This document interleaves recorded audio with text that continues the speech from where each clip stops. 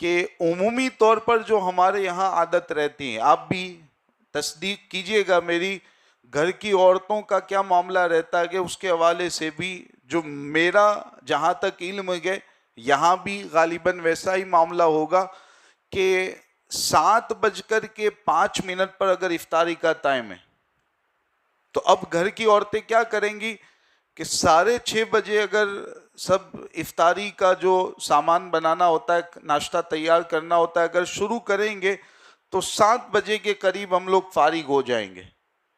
یعنی بالکل افطاری کا وقت جو شروع ہوتا ہے کہ اس سے پہلے پہلے فارغ ہونے کی کوشش کی جاتی ہے.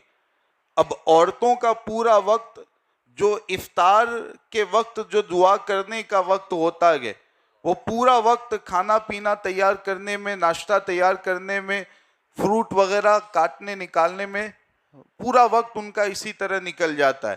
اور اس میں ایک مسئلہ یہ بھی رہتا ہے کہ گھر کے مرد کی طرف سے یہ تاکید کی گئی ہوتی ہے کہ مجھے تو ناشتہ گرم چاہیے، افطار میں بیٹھوں تو ناشتہ گرم چاہیے. اگر کچھ دیر پہلے بنا دیا گیا اور ٹھنڈا گیا تو پھر ہماری ہی طرف سے یہ ہوتا ہے کہ ہم سختی کرتے ہیں اور کیا کچھ بولتے کہتے ہیں. تو یہ ایک تو پہلے سب سے پہلے غلط عادت ہمارے یہاں پڑی گئے. مردوں کا بھی یہ معاملہ ہے.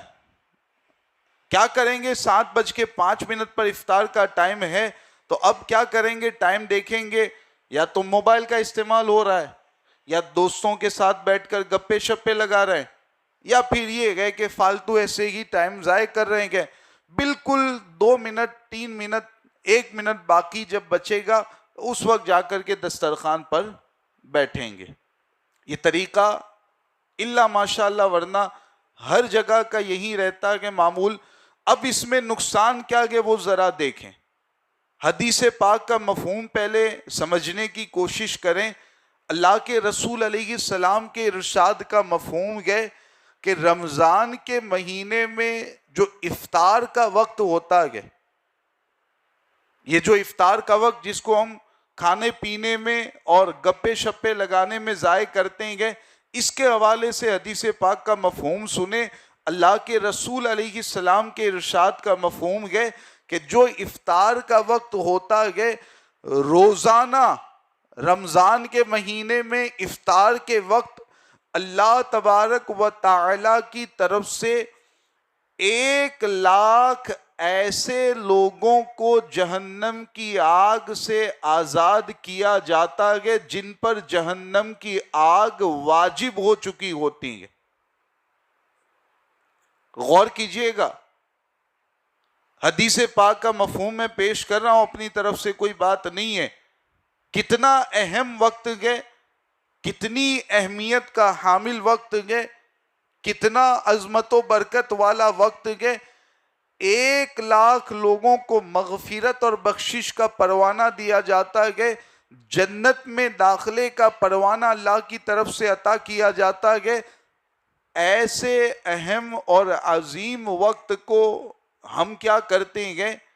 غیر ضروری کاموں میں اور غیر ضروری مصروفیات میں صرف کر دیتے ہیں، اور دعا کی جگہ دوسرے غیر ضروری کام کر رہے ہوتے ہیں.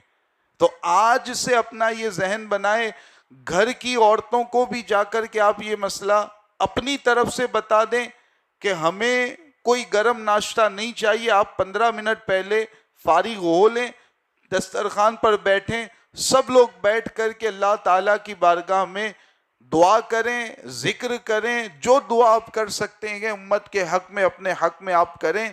یہ طریقہ اور یہ ماحول بنانے کی کوشش کریں تاکہ وہ جو 1,00,000 لوگوں کی مغفرت و بخشش ہوتی ہے ہمارا بھی نام اس میں اللہ کی طرف سے لکھ دیا جائے اور ہمارا بھی اس میں شمار ہو جائے اور ہمیں بھی اللہ کی طرف سے مغفرت و بخشش کا پروانہ مل جائے. تو خود اپنی عادت بھی ہمیں سدھارنی ہے اور گھر کی عورتوں کو بھی ہمیں جا کر کے تاکید سے یہ بتانا ہے تاکہ ایک ماحول بنے اور وہ جو اہم وقت ہوتا ہے دعا کا وقت ہوتا ہے کہ ہم اس وقت کو غیر ضروری کاموں میں صرف کرنے سے بچیں.